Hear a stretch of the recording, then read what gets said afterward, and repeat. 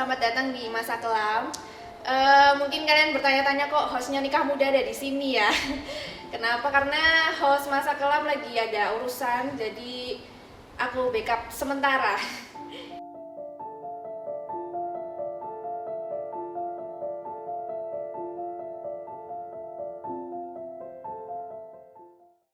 Oke, sekarang kita kedatangan bintang tamu untuk episode Masa Kelam yang kedua dengan Mbak. Ya. Halo Mbak. Apa kabar? Baik. Sehat? Sehat. Baik kabarnya. Baik. Sekarang baik. Pernah nggak kabarnya lagi nggak baik gitu? Pernah sih. Kapan? Dulu waktu aku umur 17 tahun, Sekarang umur berapa? umur 20. 20, berarti 3 tahun lalu ya? Iya.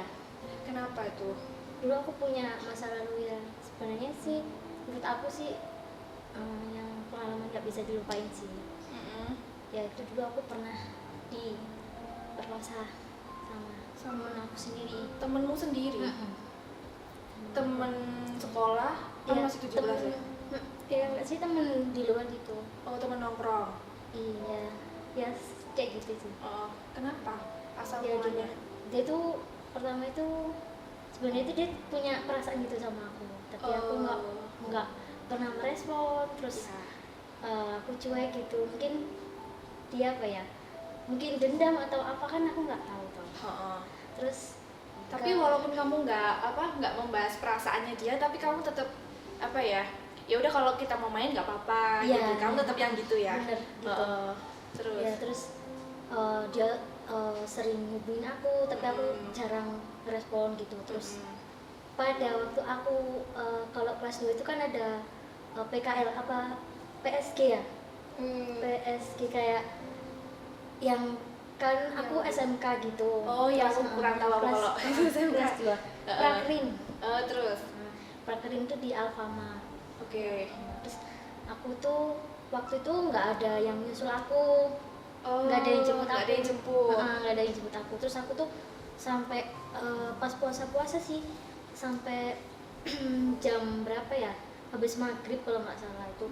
Oh, aku nggak ada yang jemput. Terus aku minta tolong lah dia jemput sama aku dia. Karena emang nggak ada lagi ya. nganterin aku pulang. Terus habis nganterin aku pulang, kok jalannya beda. Itu Ditebusin. jalannya nggak searah sama rumahmu ya? Enggak Tapi salah. dia udah tahu rumahmu sebelumnya? udah tahu. Oh. Udah tahu. Terus kok jalannya ke sini, ke rumahmu dulu aja, nggak apa-apa, kan nggak ada pikiran aneh-aneh. Oh, dia bilang di kita rumahnya dulu. di rumahmu ada siapa?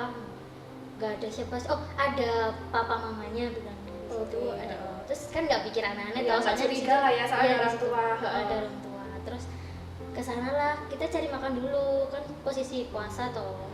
Akhirnya buka puasa, kok di rumah nggak ada siapa-siapa. Terus aku, ya udahlah paling cuma makan aja, nggak pernah terbayang buat mikir aneh-aneh sih. Terus udah di di rumahnya, kok sepi banget, kemana papa mamamu? Dia diem aja. Terus aku makan. Oh ya, masih biasa lah ya. Nggak ada pikiran yang aneh-aneh gitu. Makan lah aku udah ambil mangkok sih itu. Makan, terus kok dia tuh nggak balik-balik dari dapur. Aku curiga, ngapain sih? Ya udahlah, aku makan aja. Iya. Kok dia tiba-tiba ambil pisau. Ambil pisau dari dapur. Pisau, loh ngapain? Terus dia tuh kayak mau aku gitu, deket-deketin aku, terus kayak mau cium-cium gitu tuh. Tapi sambil bawa pisau. Sambil bawa pisau. Terus Terus berinding aku. kepalaku nih ditaruh di jambak gini, diseret. Aku kan ngelawan toh, kepalaku dibenturin di tembok 3 kali, dicekik gini.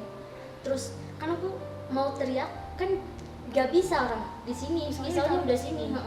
Pisau dapur itu ditaruh di sini. Aku ya udahlah, terus aku diseret.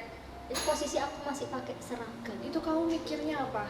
Nggak, maksudnya mikir aku mau dibunuh sama Iya dia pasti. atau? Aku pertama aku mikirnya kalau aku dia kan udah bawa pisau toh. Pasti kan dia mau, pikiranku mau bunuh aku. Pikiranmu tuh justru dia mau bunuh kamu Iya, ya, bukan mau memperkosa ya.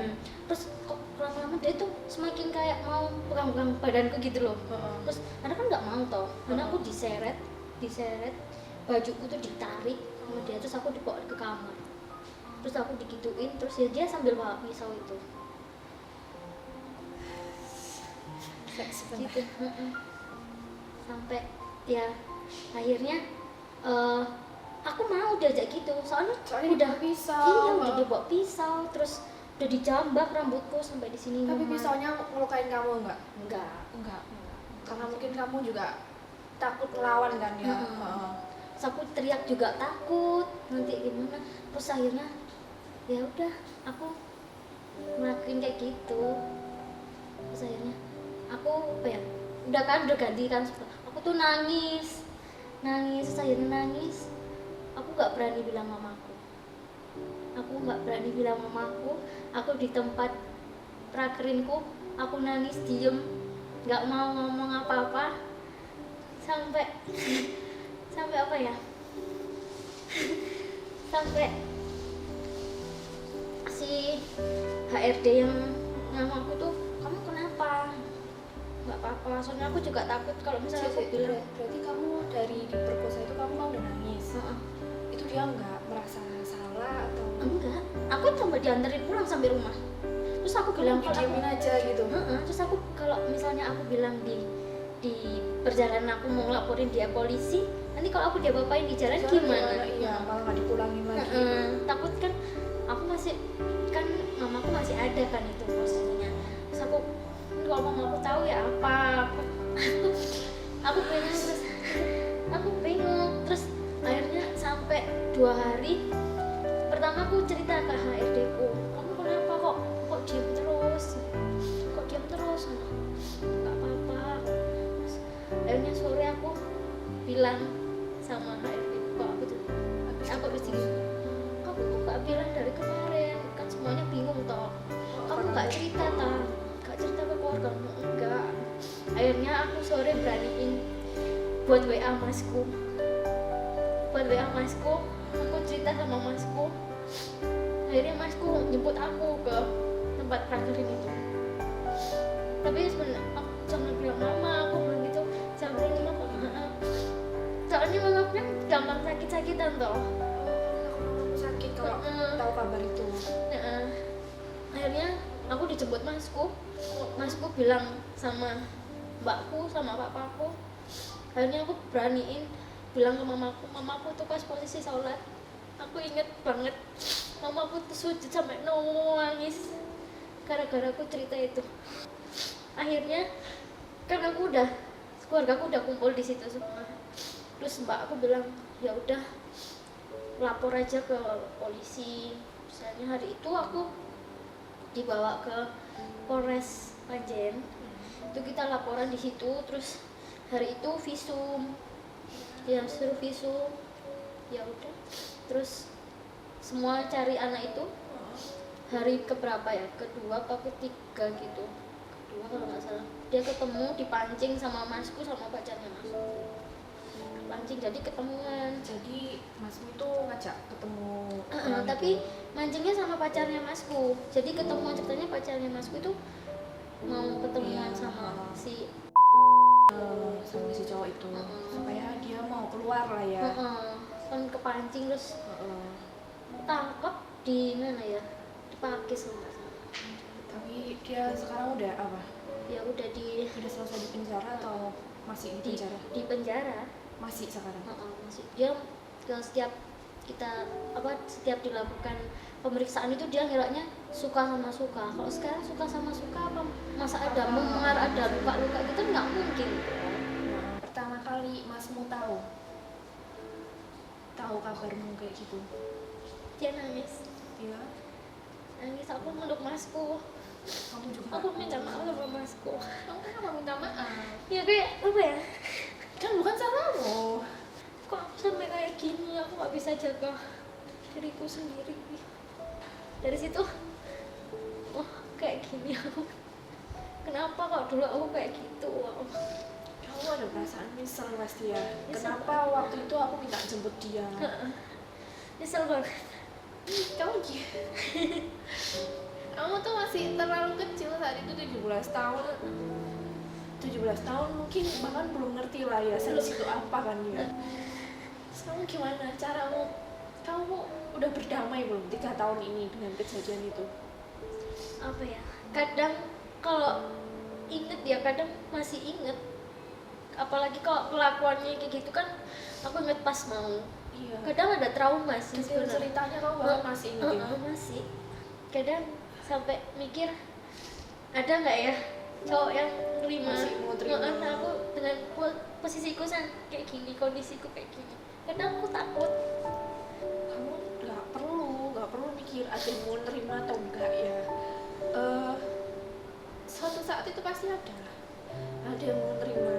Kamu nggak usah mikirin kayak aku nggak berharga, aku sampah. Gak usah kamu mikirin kayak gitu. Kamu tuh tetap berharga buat masmu, kamu berharga buat mamamu juga, kamu tuh berharga gitu loh. Jangan pernah punya pikiran kayak gitu. Dan di sisi lain tuh aku masih inget aku di posisi kayak gitu, tapi aku yang disalahin. Papaku tuh pernah bilang kayak gini, kamu sih gara-gara kamu kayak gitu mulai semuanya kayak gini. Papa aku sendiri bilang kayak gitu. Maksudku aku posisi kayak gini, janganlah ngomong kayak gitu. Iya, sama juga ya. Aku nggak pernah mau di posisi kayak gini, nggak mau. Tapi ya seorang ayah bilang kayak gitu pas posisi anaknya kayak gini. Tapi sampai sekarang ayahmu masih ngungkit itu. Kan aku udah nggak punya ayah sih. Oh. Berarti kan udah nggak ada yang nyakitin hatimu lagi ya. Si pelaku juga udah dapet ganjarannya sendiri. Terus kamu juga nggak dapat omongan dari ayah lagi yang seperti itu. Jadi kamu jangan pernah merasa kecil hati ya. Kamu masih berharga. Di luar sana tuh pasti ada cowok yang pasti mau nerima kamu, yang nggak mandang masa lalumu. Kamu cuma tunggu aja. Kamu sekarang kayak gimana perasaannya? Kayak apa ya, masih nangis atau enggak gitu loh tiap malam? Ya enggak sih, soalnya aku bilang sama diriku sendiri, aku nggak boleh terus-terusan kayak gitu. Iya. Aku kalau terus kayak gitu ya aku nyakitin diri aku sendiri sama aja.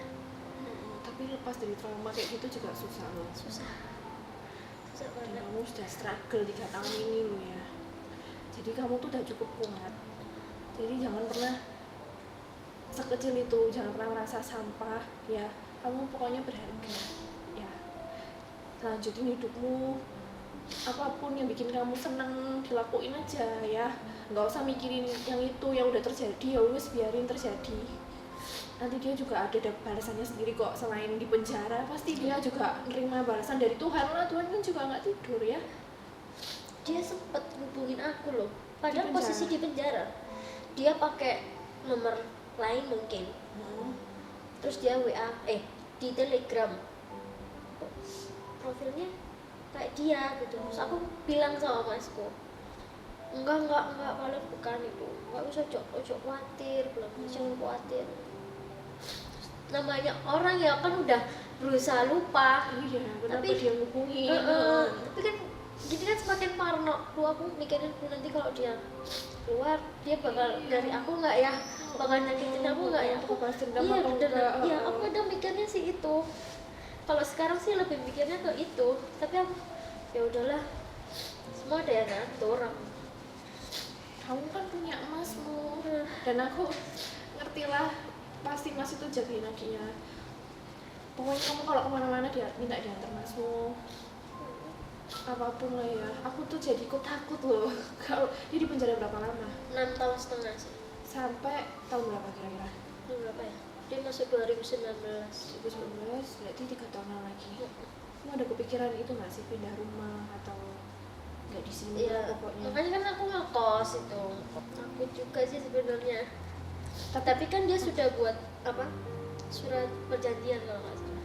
Oh, Sama. di situ disuruh bikin surat perjanjian. Dia suruh buat surat perjanjian kalau misalnya dia berani hubungin aku atau nemuin aku, ya dia bakal lebih lama lagi di penjara, nanti dimasukin lagi dia ke penjara. Itu siapa yang pegang surat perjanjian? Dari orang Polres.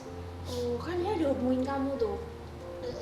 Tapi aku pas waktu dia hubungin aku nggak berani bilang ke yang apa ngurusin kasusku dulu itu sih. Aku cuma bilang sama masku. Dia ngubungin kamu ada itu nggak sih pesan-pesan yang aneh gitu? Ya enggak sih, tapi di blog apa kok dia sering kayak hubungin aku pakai nomor lain. Selalu nomor lain. Terus aku baru kalau di Telegram kan dia pakai profilnya dia. Halo, mau ngapain gini? Oh cuma nanya kabar gitu. Tapi kan udahlah, nggak usah hubungin aku lagi, maksudnya Diblokir aja. udah aku blokir, nggak usah hubungin lagi gitu. Teman-temanku itu di Instagram itu di follow sama dia. Siapa sih? Katanya kenal sama kamu. Serem ya. Takutnya dia bilang-bilang ke temanku, aku takutnya kayak gitu. Padahal kamu udah nutup rapat-rapat lah ya masalah Bener. itu. Tapi dia takutnya bilang ke temenmu, nyoba deket sama temenmu, Iya. ya kan?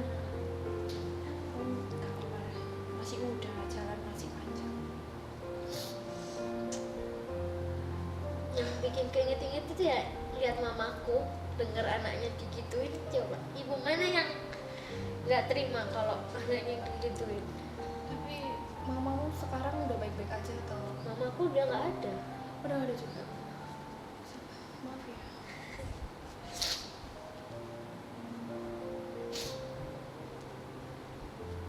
Kamu udah cuma sama masmu aja.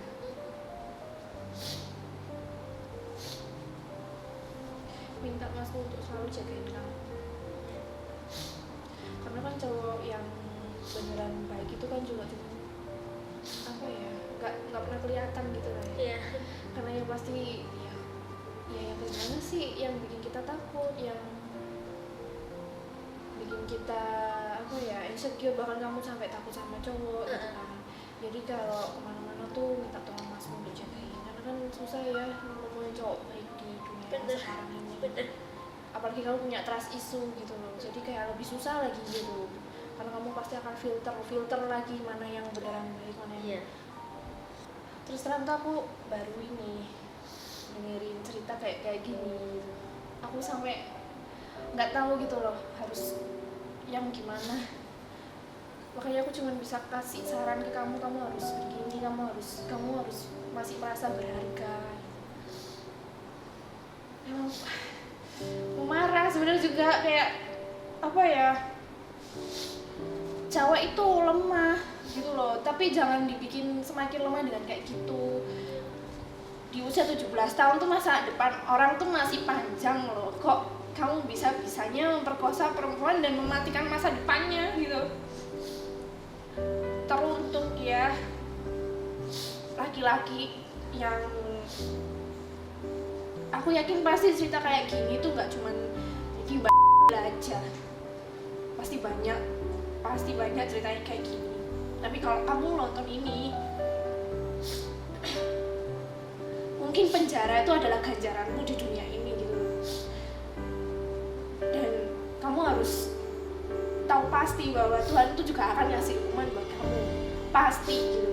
Entah hidupmu sengsara setelah keluar dari penjara, entah hidupmu penuh kesialan, apapun itu, ketika kamu sudah menghancurkan masa depan seseorang, kamu gak akan bisa mendapatkan masa depan yang cerah untuk hidupmu. Terima kasih teman-teman yang udah nonton Masa Kelam episode kali ini. Semoga ada yang bisa diambil bahwa jangan pernah terlalu percaya sama laki-laki. Selama apa ya, mau laki-laki itu udah beneran cinta sama kamu, mau model apa tuh kayak jangan pernah percaya 100% gitu loh. Karena bisa aja kayak gini gitu, pertahanan diri kan juga penting loh. Jadi kalian harus hati-hati dimanapun kalian bergaul. Semangat buat teman-teman perempuan yang kisahnya seperti Mbak. Jangan pernah merasa kecil, karena kamu tuh tetap berharga. Sampai kapanpun tuh kamu tetap berharga. Terima kasih yang udah nonton Masa Kelam. Semoga kita bisa ketemu di episode-episode selanjutnya. Jangan lupa di like, komen, dan subscribe supaya channel Buas Entertainment ini maju. Terus barang siapa yang bersedia menjadi narasumber di sini bisa kontak di email bisa dilihat di Instagramnya buas_entertainment, bisa email di situ, nanti kita bisa bawa kalian ke sini untuk mengeluarkan unek-unek kalian. Terima kasih, sampai jumpa.